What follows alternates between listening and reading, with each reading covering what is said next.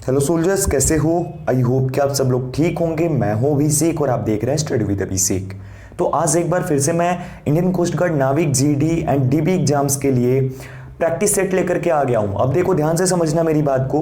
ये एक full practice set है जिसमें 10 क्वेश्चन जीके के, 10 क्वेश्चन जीएस के और 10 क्वेश्चन इंग्लिश के आपको करने होंगे। इसमें टोटल 30 क्वेश्चंस हैं और उम्मीद करता हूं कि इसमें आप लोग बहुत अच्छा स्कोर करोगे। साथ ही साथ एक और चीज बता दूं कि लाइव प्रैक्टिस सेट्स डेली चल रही हैं अनअकैडमी पे। उस क्लास को अगर आप इनरोल करना चाहते हो तो डिस्क्रिप्शन में लिंक है, वहां से जाकर चेक कर सकते हो। डेली वहां पे प्रैक्टिस सेट चल रही है, एग्जामिनेशन तक आप लगा सकते हो। यहां पे भी आपको प्रैक्टिस सेट मिलेंगी, लेकिन वहां पे आप लाइव में डाउट क्लियर कर सकते हो अगर कोई डाउट बनेगा तो। ठीक है, शुरू करेंगे वीडियो को और लगातार 30 क्वेश्चंस करेंगे। लेकिन उससे पहले आपको एक इंपॉर्टेंट इंफॉर्मेशन बता देना चाहता हूं जो कि आपके लिए ये रहा। वीडियो को स्टार्ट करने से पहले एक इंपॉर्टेंट चीज़ आप लोगों को बताना चाहता हूं कि जैसा कि Indian navy SSR and AA के लिए बहुत जल्दी वैकेंसीज रिलीज करने वाली है, तो उसी को ध्यान में रखते हुए अनअकैडमी ने एक नया क्रैश कोर्स लॉन्च करा है 2021 के लिए, जिसमें कि अलग अलग एजुकेटर्स हैं, जैसे कि आप लोगों की स्क्रीन पर दिख रहे हैं। अलग अलग एजुकेटर्स आपकी स्क्रीन पर दिख रहे हैं। यहाँ पर अगर बात करूँ सबसे पहले तो Priyank Prabhas sir GS and reasoning पढ़ाएंगे आपको। साथ ही साथ अनीस पाठक सर इंग्लिश पढ़ाएंगे और मयंक चतुर्वेदी सर ये मैथ्स पढ़ाने वाले हैं। तो ये आपको पढ़ाएंगे और ये कंप्लीट बैच कोर्स होगा। जैसे कि आप लोगों को पता है कि एयरफोर्स XY के 2020 रिजल्ट्स में 250 प्लस अनअकैडमी लर्नर्स ने क्लियर करा है एग्जाम, लेकिन आपको इसके लिए सब्सक्रिप्शन लेना पड़ेगा। और सब्सक्रिप्शन लेने के बाद जब आप तैयारी करेंगे तब आपको समझ में आएगा कि हाँ, किस तरीके से कम पैसे दे करके और जबरदस्त तरीके की आप तैयारी कर सकते हो। उसके लिए डिस्क्रिप्शन में लिंक है, वहाँ से क्लिक करो। बैच कोर्स कैसे खरीदना है वो खरीद करके और वहाँ पे कैसे लेना है उसके लिए क्या करना है, आप जब भी खरीदोगे तो आप वहाँ पे मेरा कोड होगा AB Study 10, वो कोड यूज़ करोगे तो आपको 10% की इंस्टेंट डिस्काउंट मिल जाएगी हर एक बैच कोर्स पे। तो जाइए, खरीदिए और वहाँ पे फ़ायदा उठाइए। SSR एंड AA की वैकेंसी आने से पहले ज़बरदस्त तैयारी कर लीजिए और एग्ज़ाम निकाल लीजिए। अभी शुरू करते हैं और बात करते हैं टॉपिक पे। दोस्तों, लास्ट में आप लोग कमेंट सेक्शन में कमेंट करके ये जरूर बताना कि कितने सवाल आपने बिल्कुल सही किए, और बिल्कुल सच बताना, क्योंकि झूठ बोलने का कोई फायदा नहीं है। ठीक है, और आप किस एग्जाम को देने वाले हो, यानी GD या फिर DB। ठीक है, चलिए पहला सवाल, निम्न में कौन सा सार्क संगठन का सदस्य नहीं है? Which of the following is not a member of SAARC organisation? Options आपके सामने हैं और सही जवाब इसके लिए हो जाएगा ऑप्शन नंबर बी, यानी कि म्यांमार जो है ये सार्क संगठन का सदस्य नहीं है। सार्क का फुल फॉर्म हो जाता है south Asian association for regional cooperation. ये एक संस्था है, ये एक ऑर्गेनाइजेशन है, संगठन है। ठीक है, और इसमें टोटल सदस्य देश जो है वो 8 हैं। कितने देश हैं? टोटल 8 कंट्रीज हैं इसके अंदर, याद रखिएगा। अगले सवाल की ओर हम बढ़ जाएंगे। अगला सवाल आपकी स्क्रीन पर ये रहा, अंतिम मुगल बादशाह कौन था? ये आपको बताना है। Who was last Mughal emperor? Akbar, Aurangzeb, Bahadur Shah Zafar और आलम शाह। दूसरे नंबर का सही जवाब हो जाएगा ऑप्शन नंबर सी, यानी बहादुर शाह जफर। बहादुर शाह जफर जो था ये अंतिम मुगल शासक था। याद रखिएगा, आपके लिए इंपॉर्टेंट है क्योंकि ये एग्जाम हमेशा एग्जाम में रिपीट होता है ये सवाल। अगला सवाल आपकी स्क्रीन पर, अंतरराष्ट्रीय वित्तीय निधि का मुख्यालय कहां स्थित है? Where is the headquarters of international financial fund located? Okay, आपको बताना है पेरिस, वियना, वॉशिंगटन DC और जिनेवा। क्या हो जाएगा इसके लिए सही जवाब? अंतरराष्ट्रीय वित्तीय निधि का मुख्यालय कहां स्थित है? ऑप्शंस आपके सामने हैं, सही जवाब हो जाएगा ऑप्शन नंबर सी, यानी वॉशिंगटन DC। वॉशिंगटन DC में है, जो कि अमेरिका की कैपिटल है, बोले तो यूनाइटेड स्टेट्स ऑफ अमेरिका की कैपिटल है। ओके, आगे बढ़ेंगे। अगला सवाल 4 नंबर, ये ध्यान से बताइएगा इसका सही जवाब क्या हो जाएगा, क्योंकि ये मोस्ट इंपॉर्टेंट क्वेश्चन है आपके एग्जाम के लिए और ये लगभग मोस्ट रिपीटेड क्वेश्चन में भी अगर नाम किसी का आएगा तो इस क्वेश्चन का नाम जरूर आता है। ये क्वेश्चन क्या है भाई? इस क्वेश्चन का है कि राज्यसभा के एक अस्थायी सदन होने के कारण क्या है? Due to the Rajya Sabha being a permanent house. Option आपके सामने है और सही जवाब इसके लिए हो जाएगा ऑप्शन नंबर ए, इसके 1/3 सदस्य प्रति 2 वर्ष सेवानिवृत्त होते हैं, यानी 1/3 1/3 जो मेंबर्स होते हैं वो पर ईयर जो है वो रिटायर हो जाते हैं और उनकी जगह पे नए जो सदस्य हैं, नए लोग आ जाते हैं, याद रख लीजिएगा। अगले सवाल की ओर बढ़ते हैं। अगला सवाल आपकी स्क्रीन पर ये रहा, गाइड किताब के लेखक कौन है? ये सभी सवाल जो है ये रिपीटेड, मोस्ट रिपीटेड क्वेश्चंस हैं, याद रख लीजिएगा आप लोग। गाइड किताब के लेखक कौन है? 5वें नंबर का, who is the author of the book guide? इसका सही जवाब हो जाएगा मेरे दोस्त, सही जवाब इसके लिए हो जाएगा ऑप्शन नंबर सी, यानी कि आर के नारायण। आर के Narayan is the author of the book guide. Guide किताब के लेखक आर के नारायण है। अगला सवाल, सन 2010 में राष्ट्रमंडल खेलों का आयोजन कहां हुआ था? Where was the Commonwealth Games organized in 2010? क्या हो जाएगा? लंदन, दिल्ली, एथेंस और कुआलालंपुर। पोल नहीं, यहां पे सही जवाब, मुझे अकेडमी में बोलने की आदत है, 6 नंबर का सही जवाब आपके लिए हो जाएगा option number B, that is Delhi में हुआ था। और 2010 में जो घोटाले हुए थे उससे भी आप लोगों को याद रखना चाहिए कि राष्ट्रमंडल खेल 2010 में भारत में आयोजित किया गया था। अगला सवाल, हिम सेल क्या है? What is snow cell? ये सवाल भी बहुत ज्यादा बार रिपीट हो चुका है एग्जामिनेशन में। ऑप्शंस आपके सामने है कि बर्फ का एक विशाल खंड, हिम नदी, अत्यधिक ठंडा मौसम और इनमें से कोई नहीं। इसका सही जवाब हो जाएगा option number A, that is बर्फ का विशाल खंड बोले तो a huge block of ice is called snow cell, याद रखिएगा। अगला सवाल, आर्य भारत में कहां से आए? Where did Arya come from in India? Antarctica, पूर्वी यूरोप, उत्तरी अमेरिका और मध्य एशिया। इसका सही जवाब ऑप्शन नंबर डी, यानी कि मध्य एशिया। मध्य एशिया से ऐसा बोला जाता है कि आर्य भारत में आए थे। तो याद रखिएगा आप लोग, आर्य भारत में कहां से आए थे? मध्य एशिया से आए थे, यानी सेंट्रल एशिया से आए थे, याद रखिएगा। अगला सवाल, जवाहर सुरंग कौन से राज्य में स्थित है? In which state are the Jawahar tunnel located? Assam, Manipur, Jammu और कश्मीर और पंजाब। इसका सही जवाब हो जाएगा ऑप्शन नंबर सी, यानी कि जम्मू और कश्मीर। जवाहर सुरंग जम्मू और कश्मीर में है। जम्मू एंड कश्मीर जो है अब पहले एक राज्य था, लेकिन अभी जब से 370 और 35A हटा दिया गया। कब हटाया गया था? 5 अगस्त 2019 को। किसने हटाया था? गृह मंत्री अमित शाह ने हटाया था। उस टाइम पे उस समय धारा 370 और 35A को हटाया गया था और उसके बाद ये एक केंद्र शासित प्रदेश बन गया, जम्मू कश्मीर और लद्दाख अलग अलग। ठीक है, याद रखिएगा। यहाँ के अभी उप गवर्नर बोले तो लेफ्टिनेंट जो गवर्नर है वो कौन है? वो है हमारे मनोज सिन्हा जी। अगला सवाल आपकी स्क्रीन पर, पुलित्जर पुरस्कार किससे जुड़ा हुआ है? आपको बताना सही जवाब। With whom is Pulitzer prize associated? Journalism, विज्ञान, औद्योगिकी और इनमें से कोई नहीं। इसका 10 नंबर का सही जवाब हो जाएगा ऑप्शन ए, यानी कि जर्नलिज्म। क्या हो जाएगा? जर्नलिज्म, यानी कि जो पत्रकारिता होती है उससे जुड़ा हुआ है Pulitzer award, that is the correct answer. सही जवाब ये हो जाएगा। सबसे पहले विनोबा भावे को मिला था, पहले भारतीय वो थे जिन्हें ये दिया गया था।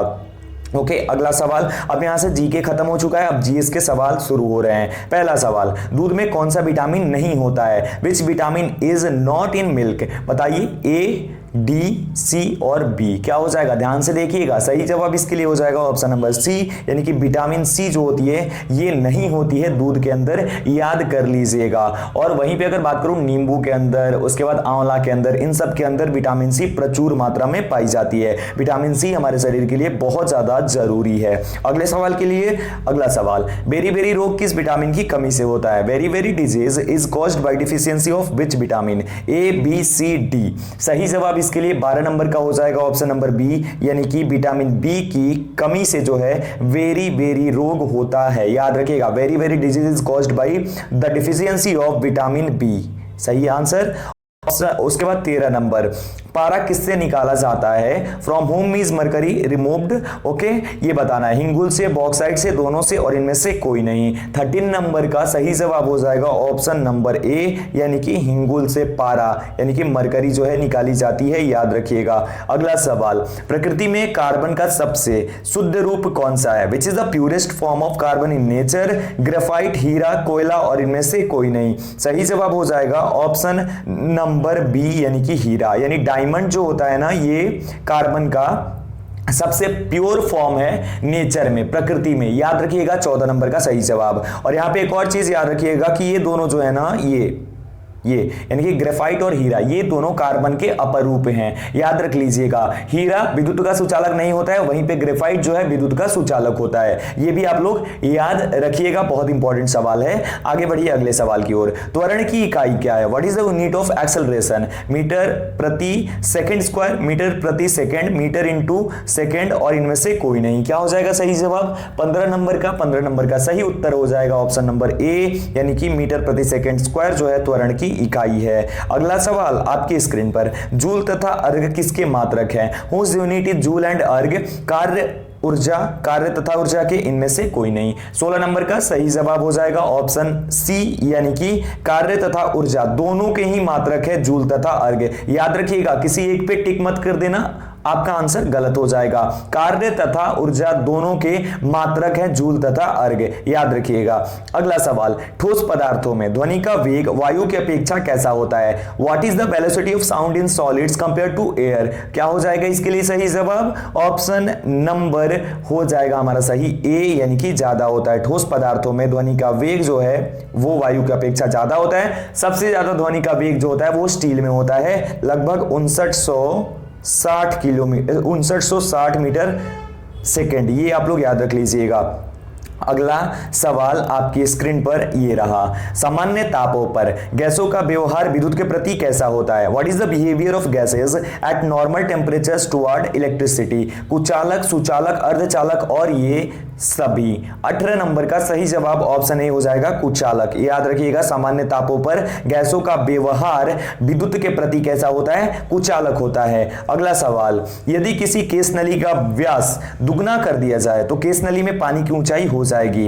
If the diameter of a capillary is double then there will be height of water in the capillary is दोगुनी, आधी, समान और इनमें से कोई नहीं। सही जवाब 19 नंबर का हो जाएगा ऑप्शन बी, यानी कि आधी हो जाएगी। यदि किसी केस नली का व्यास दुगना कर दिया जाए तो केस नली में पानी की ऊंचाई जो होगी वो आधी हो जाएगी, याद रख लीजिएगा। अगला सवाल, ट्रांसफार्मर का उपयोग किसमें किया जाता है? In which transformer is used?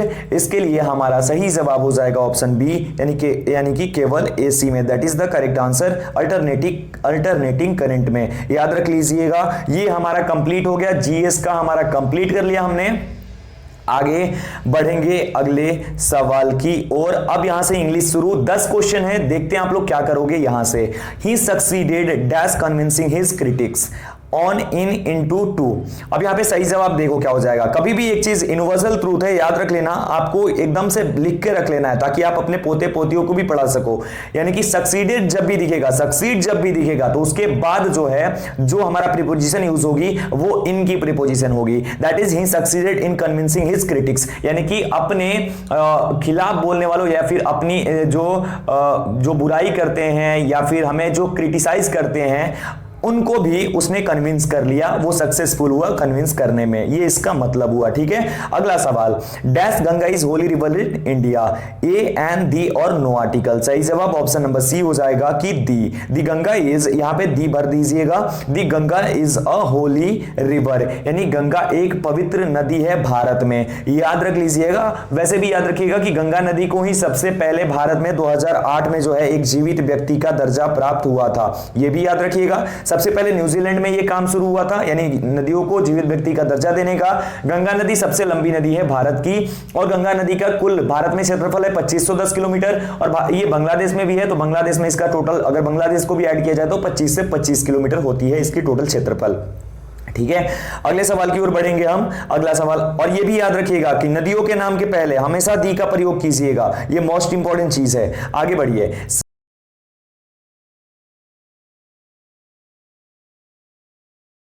गलती करते हैं, गलती क्या करते हैं कि वो लोग यहाँ पे एम ए देखकर, एम क्या है? कॉन्सोनेंट है, तो कॉन्सोनेंट के साथ क्या आता है? ए आता है, तो बहुत सारे लोग जो है ना वो ए को टिक कर देते हैं। किसको? ए को टिक कर देते हैं, लेकिन ये सही जवाब नहीं होता है। सही जवाब जो हमारा हो जाएगा वो हो जाएगा हमारा ऑप्शन नंबर ए, यानी कि एन। एन कैसे होगा? समझो मेरी बात को। जो हमारा हिंदी में अगर एम लिखोगे, आप हिंदी में एम लिखोगे तो कैसे लिखोगे? ऐसे लिखोगे ना, तो ए आ रहा है ना एम, तो यहीं से ध्यान दीजिएगा कि आप लोग जैसे यूनिवर्सिटी होता है तो यूनिवर्सिटी के सामने आप यूनिवर्सिटी के पहले ए लगाओगे, एन लगाओगे, तो आपको मैं बता दूं यूनिवर्सिटी के सामने पहले आप लगाओगे ए, ये आप लोग ध्यान रखिएगा, क्योंकि यूनिवर्सिटी में यू आ रहा है ना, तो इसको यू को ऐसे ध्यान दो, यू यानी कि य, तो यहां पे आपको लगाना पड़ेगा ए, ध्यान रखिएगा। तो सही जवाब हो जाएगा she is an MA of the Delhi university, यानी कि वो दिल्ली यूनिवर्सिटी से एक एमए है, याद रखिएगा।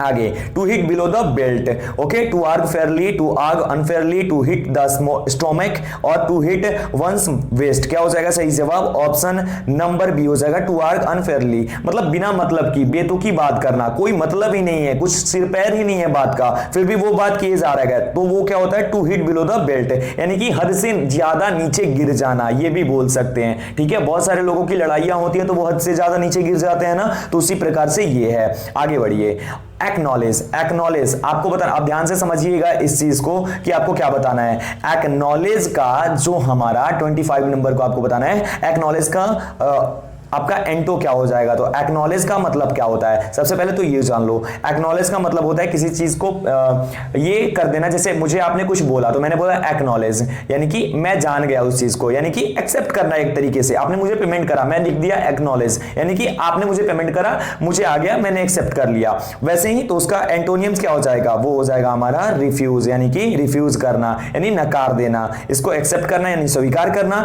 और इसको नकार देना। उसी प्रकार से ड्वार्फ का एंटोनियम क्या होगा? ध्यान से समझिएगा, ड्वार्फ का मतलब क्या होता है? सबसे पहले ये समझिए, ड्वार्फ का मतलब होता है हमारा बहुत ही छोटा सा, बौना सा, ये बोल सकते हो, बौना सा होता है ड्वार्फ का मतलब। क्या? बौना सा, याद रख लीजिएगा। तो बौना का पूरा क्या हो जाएगा? That is small, little, short, ये सब तो होगा नहीं, that is giant. Giant is the correct answer, giant हो जाता है, यानी कि बहुत ही तगड़ा सा, लंबा तगड़ा सा, याद रखिएगा।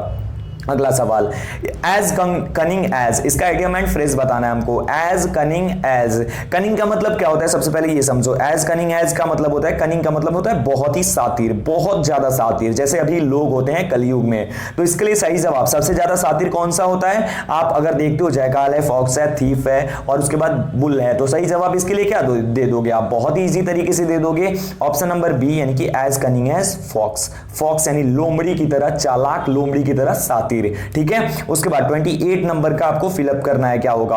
Please verify dash before issue, okay, check है, चुक है, उसके बाद चिक है, चिक है, क्या हो जाएगा सही जवाब? ये तो बहुत सिंपल है, सही जवाब हो जाएगा ऑप्शन नंबर बी, यानी चेक। ये चेक जो है हमारा, जो चेक आप बैंक में वेरीफाई करते हो वही होगा, please verify the check before issue, ये आप लोग याद रख लीजिएगा। ये कभी कभी राइट मीनिंग भी बताने को आ जाता है, 4 ऑप्शन अलग अलग होंगे और उसमें सही चुनना होगा, जैसे एयरफोर्स के एग्जाम में एक बार आ गया था। अगला सवाल, प्लीज हेल्प मी, इसका क्या हो जाएगा? आपको बनाना है, इसका वॉइस बना दो, कैसे बनेगा? 29 नंबर है, प्लीज हेल्प मी, तो इसका वॉइस आप बनाओगे तो क्या होगा? आई एम बी हेल्प्ड, ये तो नहीं होगा। I request you to help me, नहीं होगा। Please be kind to help me, बिल्कुल भी नहीं होगा। आप एक चीज ध्यान रखिएगा कि जहां पे भी प्लीज है यानी रिक्वेस्ट किया जा रहा है, तो यहां पे रिक्वेस्ट की तरह यहां पे बनाएंगे आप, you are requested to help me, यहां पे ये ऑप्शन नंबर सी हो जाएगा, ये आप लोग ध्यान रखिएगा, that is the correct answer, option number C. और 30 नंबर है, the weather was cold, wet and wind, no error, क्या हो जाएगा इसका सही जवाब? 30 नंबर का आपको बताना है, और इसका सही जवाब जो हो जाएगा हमारा ऑप्शन नंबर, क्या हो जाएगा सही जवाब इसके लिए? That is option number B, यानी कि सी में एरर है, यहां पे आप लोग ध्यान रखिएगा। The weather was cold wet, that is the correct answer, इतना आप करेंगे सही आंसर हो जाएगा, यहां विंड लगाने की जरूरत नहीं थी, that is the correct answer, याद रख लीजिएगा। The weather is cold wet wind, याद रख लीजिएगा, बहुत सही आंसर हो जाएगा ऑप्शन नंबर बी। ये हो गए हमारे आज के 30 क्वेश्चंस, फुल प्रैक्टिस सेट। अब यहां पे आप लोगों की जो शिकायत थी मैथमेटिक्स एंड रीजनिंग के लिए, तो उसके लिए भी बहुत जल्दी एक और सेट मिलेगा आपको, उसमें मैथमेटिक्स एंड रीजनिंग के क्वेश्चंस होंगे, थोड़ा टाइम वेट करो, वो भी बहुत जल्दी आपके सामने लेकर के आ रहा हूं, वेट कर लो थोड़ा सा। और बाकी देखो, अगर आप पीडीएफ चाहते हो उसके सॉल्यूशन, कहीं पे आपको डाउट हो रहा है, ये सब होता है, तो आप मुझे ज्वाइन कर लो, कहां पे? आप टेलीग्राम पर ज्वाइन करो, डिस्क्रिप्शन में लिंक है, चेक करो, चेकआउट द डिस्क्रिप्शन, वहां से जाओ, डिस्क्रिप्शन के लिंक के थ्रू जाकर ज्वाइन करो और वहां पे भी फायदा उठाओ। लिंक है टेलीग्राम चैनल का, टेलीग्राम ग्रुप का, जाकर ज्वाइन करो। मुझे अगर अनअकैडमी पे जाकर ज्वाइन करते हो तो वहां पे प्रैक्टिस सेट अगर आप लगाते हो तो आपको बहुत फायदा होगा, एकदम एग्जाम ओरिएंटेड क्वेश्चंस ला रहा हूं, तो उसके लिए आपको एक कोड डालना होगा फ्री लाइव क्लास देखने के लिए, वो कोड है AB Study 10, तो डिस्क्रिप्शन डिस्क्रिप्शन में लिंक है, प्रोफाइल का जाओ चेक करो, और अगर ज्वाइन करते हो तो फिर एबी स्टडी 10 डालकर चेक जरूर करना मेरी लाइव क्लास को। अभी के लिए इतना ही, मिलता हूं एक और वीडियो के साथ। वीडियो अच्छी लगी हो तो लाइक कर देना, शेयर करना अपने दोस्तों के साथ, और चैनल पे नए हो तो चैनल को सब्सक्राइब जरूर कर देना। मिलता हूं एक और वीडियो के साथ। Thank you so much guys, take care.